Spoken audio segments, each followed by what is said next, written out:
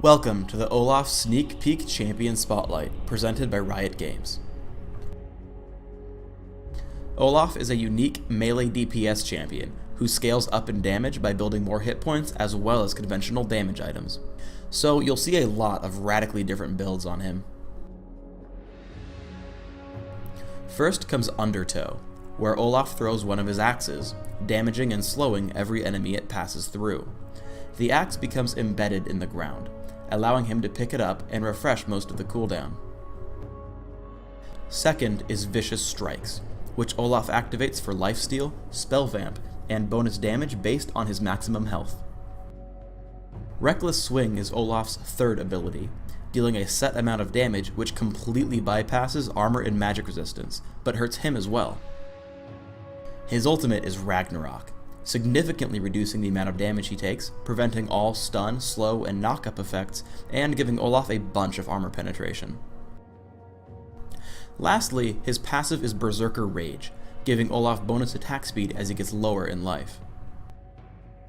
I use standard melee DPS runes, armor penetration marks, dodge seals, flat magic resist glyphs, and flat health quintessences. I recommend these for any melee DPS champion you play, with very few exceptions.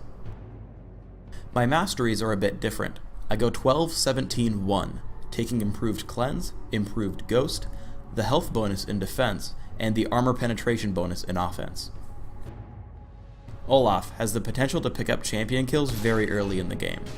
Mundo was clearly overextended here, and by using Undertow, picking up the axe, and throwing it again and again, Olaf has great chasing potential. However, in most cases, Olaf is not an early game champion killer. The slow on Undertow is very low for its cooldown, and because he's so powerful later on, your best bet is to focus on minion kills. With good timing, his 57 base damage should be enough to get at least half the minions in the lane, combined with a friendly Janna for even better results. Let's talk about aggression. You always want to kill off the easiest champions first for golden experience. But killing a 0-3 Dr. Mundo and dying for it is significantly worse than just farming minions, especially since I just donated 476 gold to Malphite for my killing spree. You should always err on the side of caution when turrets are involved. I head to top to farm minions. Most carries should try to farm non-stop for the first 15 to 20 minutes, because you typically never get a chance again. Note my item choices.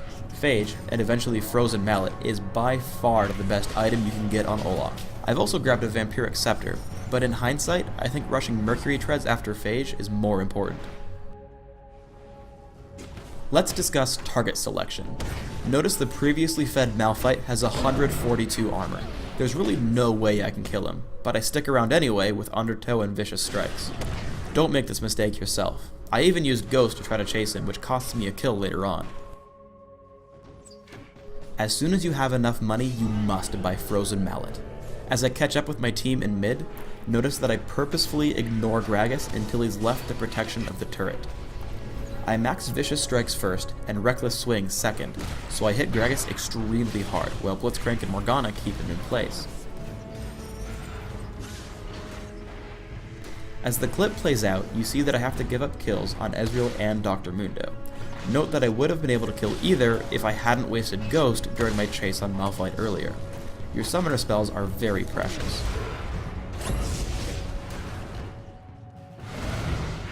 Sometimes you just have to hit the tank. Thankfully, you have Reckless Swing at your disposal. While your critical strikes may only be 95 against targets with over 200 armor, the pure damage of Reckless Swing means that Malphite gets chopped up when it's time for him to die.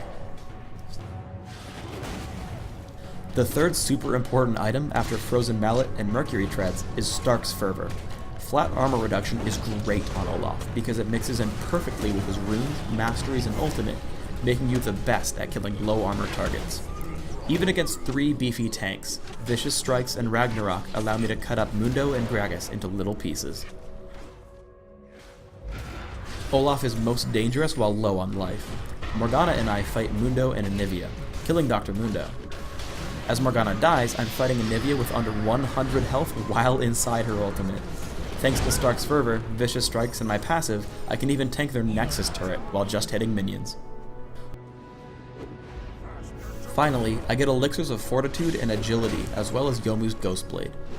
Olaf's ability to chase and stick to single targets with Frozen Mallet, Ragnarok, and Ghostblades active is ridiculous.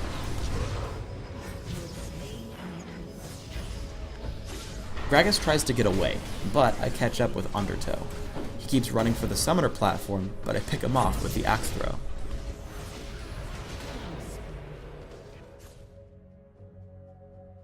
Thanks for tuning in to the Olaf Champion Spotlight. Grab your axe, grab your helmet, and heed the call to action!